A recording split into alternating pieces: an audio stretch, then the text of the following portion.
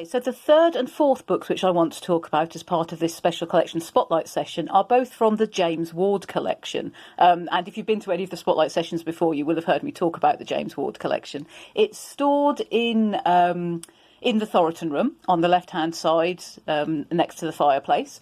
And it's an absolutely fantastic collection. It was a collection that was donated to the library by James Ward, who was a local collector.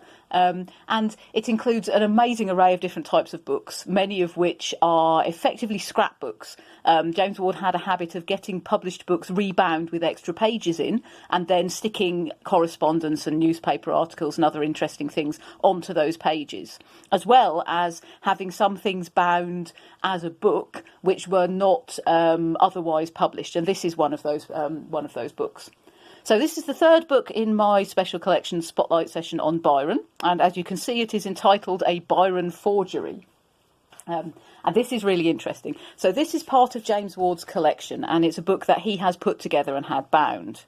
So there's James Ward's interesting bookplate. I'm certainly going to do a session, a special collection spotlight session on James Ward collection, probably more than one. So it starts with the picture that I showed in the introduction, the illustration of Byron, and then it has a newspaper cutting together with a handwritten page and a letter, handwritten letter. Now, what this is, as is explained by the newspaper cutting, is James Ward bought a collection of Byron memorabilia, and on the front of those was this page, which is handwritten in ink, and it's a poem, and it purports to be a poem by Byron.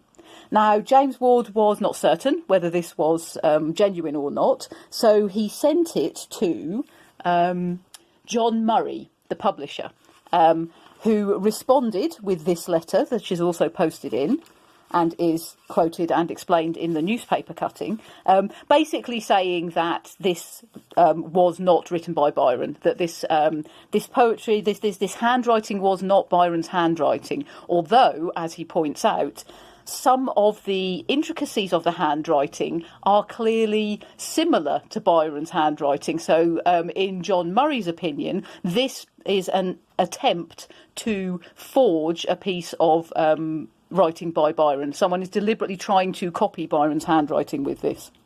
So that's really interesting. And as Murray points out, after Byron's death, a lot of forgeries were made of varying quality in order to try and make money from selling purported lost Byron pieces. So the newspaper article, it doesn't say which newspaper this has been cut out of, but it quotes both the poem and the letter and basically gives this story. So this is a little thing that James Ward has put together himself, of something that he was involved in. Now, what's also interesting about this is that slipped into the front of it is this card, which if I hold it up, we can hopefully see.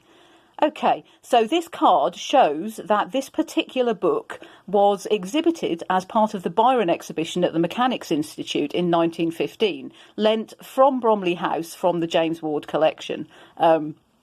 So we, as a library institution, loaned this particular book, together with probably various other things, to the exhibition that was put on at the Mechanics' Institute. So this was really interesting. There was a great public interest in all things to do with Byron after his death, and this continued a long time after his death. In fact, it still goes on today. So this was part of the story of Byron and of his reputation and of the things that were said about him after his death. And this makes an interesting piece here. So John Murray, the gentleman to whom James Ward sent the poem in order to try and authenticate it, was part of the publishing firm that had published Byron's major works. So the founder of the firm was a John Murray. All the CEOs of the firm were John Murrays, and they were all sons of the previous John Murray. So John Murray I, who founded the firm in 1768 in London, passed it on to his son, and his son, John Murray II, who lived from 1778 to 1843, was a close friend and correspondent of Byron. He was the one who was publishing Byron's works, as well as various other leading authors, including Jane Austen and Walter Scott, and he became a confidant of Byron. And in fact, John Murray II, this John Murray, was one of the 6 people who decided to burn the manuscript of Byron's memoirs after his death, rather than allow it to fall into anyone's hands because of the scandal it could create. So John Murray III took over the business, and then John Murray IV, who was knighted, so Sir John Murray IV. Sir John Murray IV lived from 1851 to 1928, and his son, Sir John Murray V, lived from 1884 to 1967. So one of those 2 John Murrays would be the one that James Ward wrote to in 1915. It seems likely that it was going to be the elder of the 2, who would have been aged 53-ish at that time, rather than the younger, who would have been only about 20. So that's probably the John Murray that James Ward wrote to get authentication of the book and of the poem. And the authentication would have come because John Murray, the publisher, holds the archive of all Byron's works that they published. So they've got a lot of his handwritten correspondence and manuscripts. So that makes this a really fascinating little snippet in the history of the research into Byron.